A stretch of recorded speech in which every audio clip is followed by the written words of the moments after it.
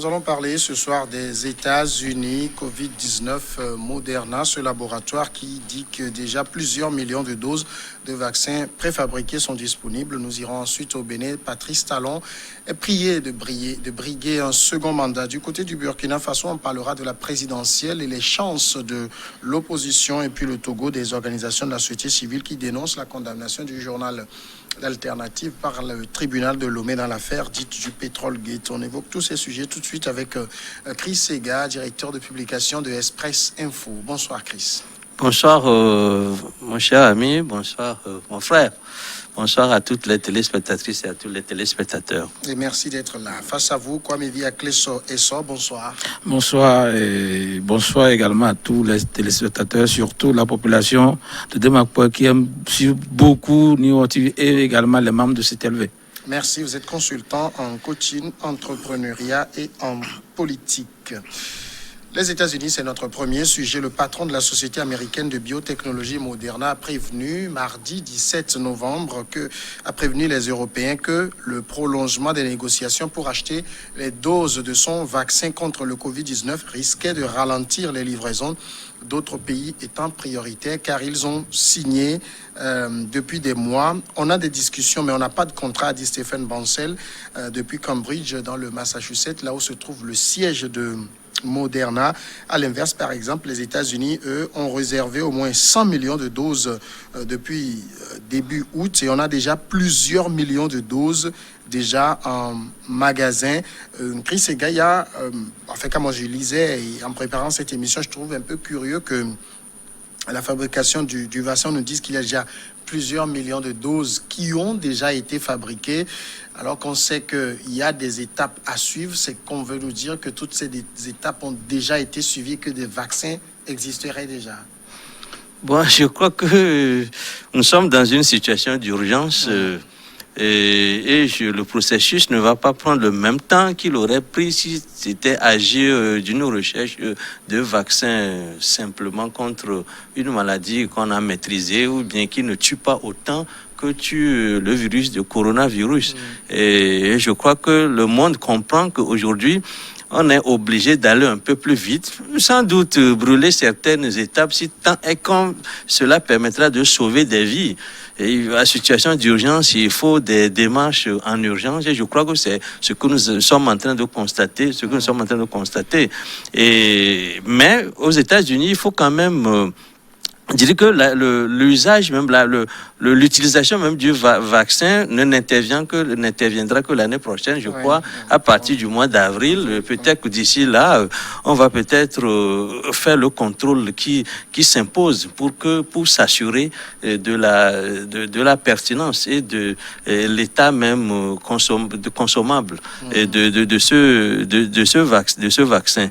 Et n'est pas curieux que pour une maladie qui est apparue, c'est vrai, dès le début novembre-décembre de l'année écoulée, qui a fait beaucoup de rage et dont on nous dit qu'on ne maîtrise pas encore suffisamment tous les contours, qu'on ait déjà des vaccins fabriqués?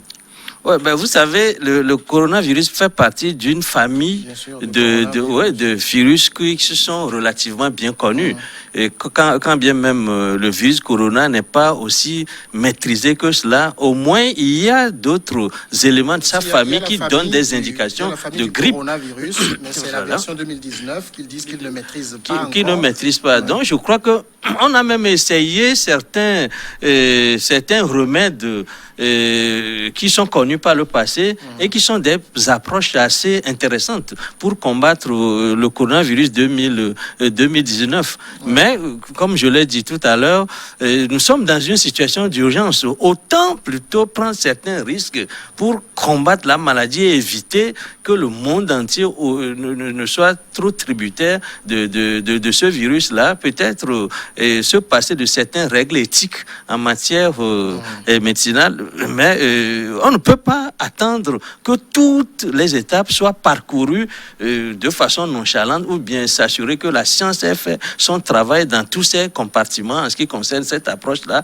avant de mettre le virus sur le marché. Mais je le redis encore, on ne va pas mettre le remède sur le marché immédiatement, car par exemple aux États-Unis, il y a quand même une organisation nationale qui va s'assurer de l'efficacité de ce virus-là. Ça ne va pas se mettre sur le marché. Mais je peux dire que les affaires ont quand même déjà commencé. Il vaudrait mieux qu'elles commencent, parce qu'on parle là, dans l'élément que tu viens de nous révéler, on parle déjà des contrats. Et je crois que ces contrats-là doivent venir en amont pour dire que qui commande, qui ne commande pas, et de quelle façon peut-on rentabiliser l'investissement qui a été fait. Nous sommes aussi avec coronavirus dans le monde des affaires et on ne peut pas se dire que c'est la santé. Ça va vous toucher là un aspect très important. On va y venir. Le temps d'écouter Essor Akleso. Quand ce Chris Ega, il expliquait très bien, il y a l'aspect efficacité, l'aspect innocuité. Il faut voir si le vaccin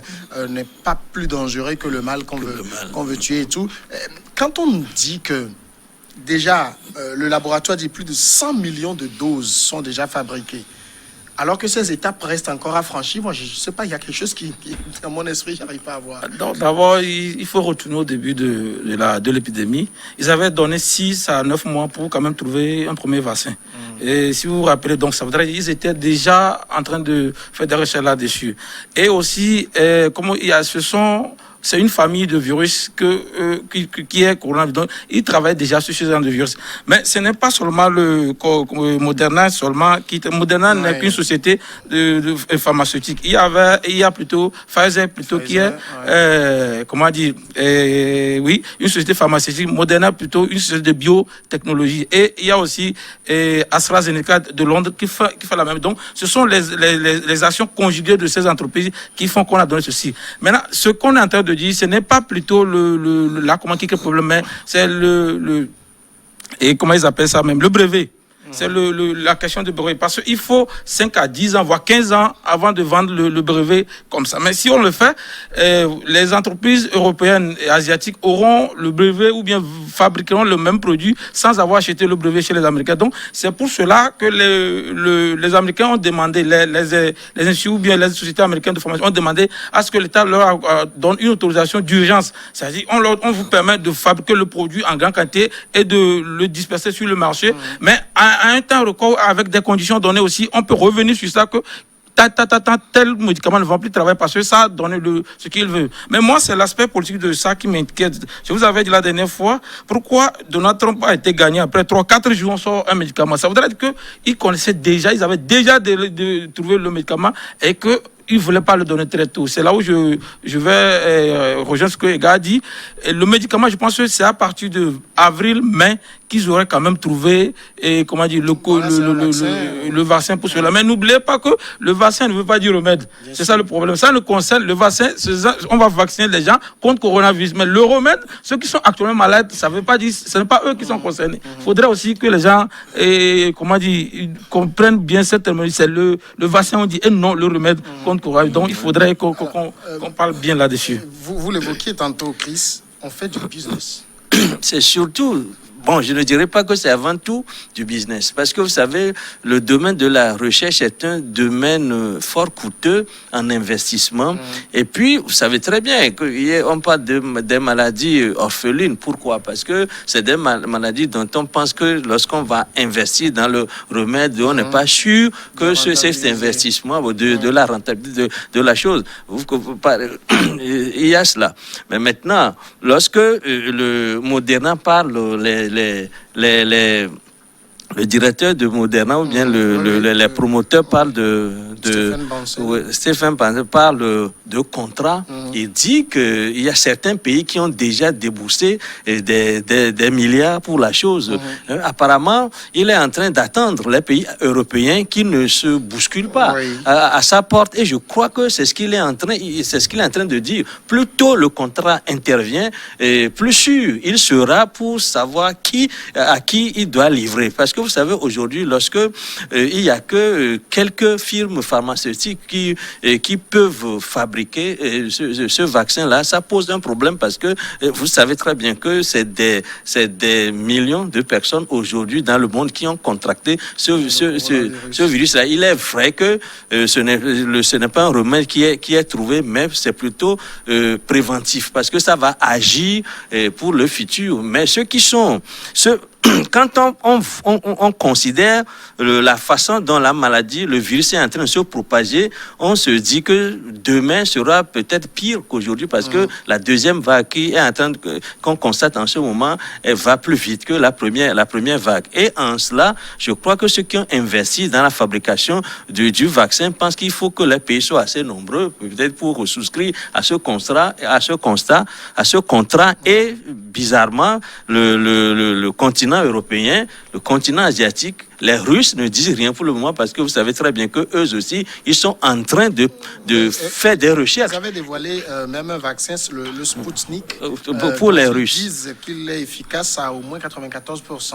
Oui, mais s'il est efficace à 94%, je crois que pour qu'on ne mette pas ça sur le marché, il y a des protocoles quand même à suivre pour s'assurer de l'efficacité de ce vaccin-là. Et tu l'as dit tout à l'heure, pour s'assurer du fait aussi qu'il n'est pas plus dangereux que le mal qu'on est en train de combattre. Je crois que les Russes se sont précipités pour cela, quelque chose à voir avec leur dignité, avec l'honneur qu'il y a en ce moment à trouver un vaccin. Je crois que les Chinois auraient bien aimé aussi trouver ce vaccin-là. Ils n'ont pas encore annoncé, les Russes l'ont annoncé plus tôt, mais ils n'ont pas encore mis ce vaccin sur le marché. C'est finalement une firme américaine qui dit avoir trouvé et qui en a déjà fabriqué des centaines de millions de doses. Je crois qu'il y a non seulement côté affaires, mais il y a aussi côté honneur en ce qui concerne la réaction des pays pris individuellement face à et face à l'efficacité de leur recherche, face à l'efficacité de leur technologie. Est-ce qu'il n'y a pas aussi, et surtout, une sorte de guerre géopolitique et géostratégique dans cette histoire de vaccin? Parce que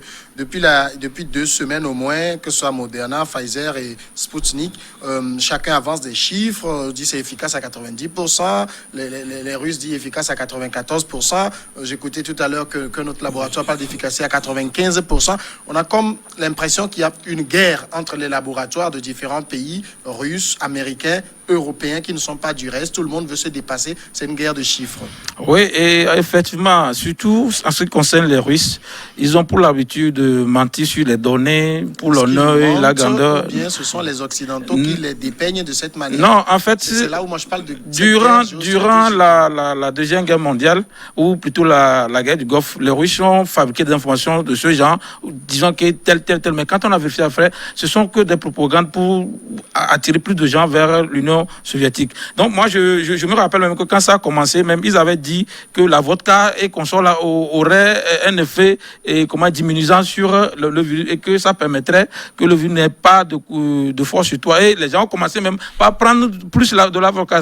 Et connaissant les Russes, ils font ça souvent. Mais et par rapport à la grandeur et à la suprématie de la Russie, je suis sûr à 100% que s'ils avaient réellement le vaccin, ne serait que les États satellites de la Russie et les pays asiatiques, ils leur auraient donné cela. Surtout que la Corée du Nord est un allié de la Russie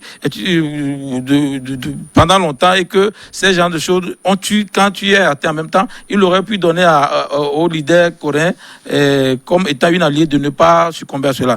Pour dire que je pense la géopolitique, ça se joue plutôt entre les États-Unis et les Européens. Comme je l'ai dit, il y a un laboratoire à Londres aussi, à Oxford, qui est en train de faire ce que AstraZeneca. Eux aussi, c'est la raison pour laquelle ils ne font pas la commande. Mais ce qui est un peu intéressant, c'est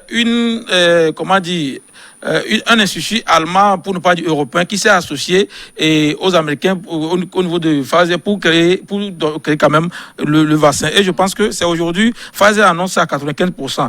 Et Moderna, c'est plutôt à 94%. Aujourd'hui, Pfizer dit qu'ils le font à 95%. C'est pour dire que on donne plus de crédibilité aussi à Pfizer parce que c'est une société pharmaceutique. Eux, on les connaît dans le domaine là. Et contrairement à Moderna, c'est une entreprise, une société biotechnologie. Donc, les deux ne font pas normalement le même boulot. Et en plus, comment dire, Pfizer est créé depuis 1800 en allant, alors que celui-ci et celle-ci, c'est en 2010. Donc, il y a une sorte de suprématie qu'on va voir. Comme les autres travaillent dans le domaine depuis, en plus, c'est leur milieu, c'est leur zone de prédilection, on peut y croire. Mais je pense que les Américains et les Anglais sont en train de s'entendre sur ça. Il reste seulement les Chinois. J'aurais pu accepter totalement que c'est de la géopolitique pure et simple, mais étant donné que les Chinois n'ont rien mis dans la balance, et aussi que le Japon non plus, alors que ce sont des puissances, et l'Afrique, je pense que l'Afrique du Sud aurait aussi pu dire quelque chose, même si on sait que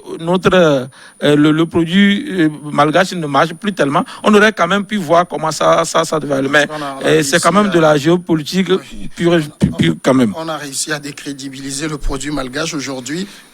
On est dans cet positionnement. Nous, on l'a à 90%, 94%, 95%.